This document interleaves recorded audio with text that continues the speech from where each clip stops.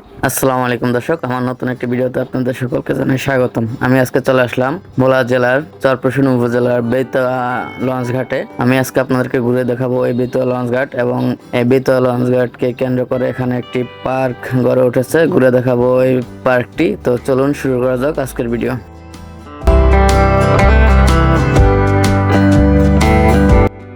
আসসালামু আলাইকুম দর্শক, আমি এখন আছি বেতুয়া লঞ্চ ঘাটে।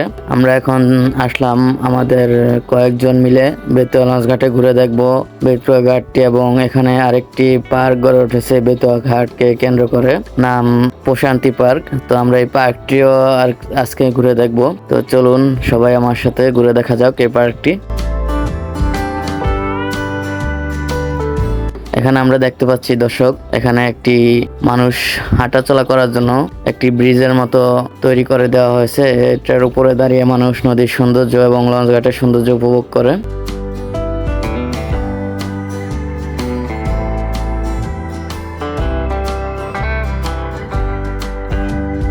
এর পাশে দিয়ে আমরা দেখতে পাচ্ছি লঞ্চ ঘাট। এখানে আমরা দেখতে পাচ্ছি ঢাকার উদ্দেশ্যে একটি লঞ্চ এখন ছেড়ে যাচ্ছে। এখন বিকাল 5টা, এই সময় লঞ্চগুলো ছেড়ে যায় সাধারণত।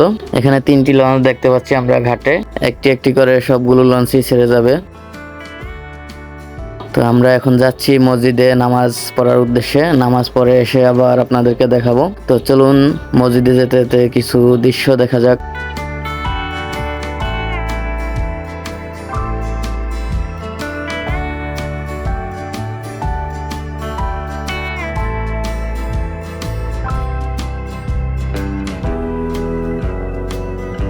দর্শক, আমরা নামাজ পড়ে মসজিদ থেকে বেরিয়ে চলে আসলাম এই প্রশান্তি পার্কে। কিছুক্ষণ আমরা এখানে ঘুরে দেখব, তারপর আমরা সন্ধ্যা নামলে আবার চলে যাব আমাদের গন্তব্যে।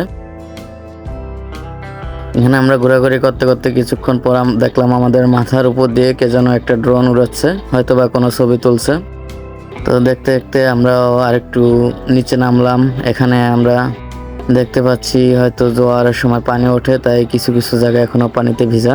দর্শক, দেখতে দেখতে চলে আসলাম ভিডিওর একদম শেষে। সকলকে অনেক ধন্যবাদ আমার ভিডিও শেষ পর্যন্ত থাকার জন্য।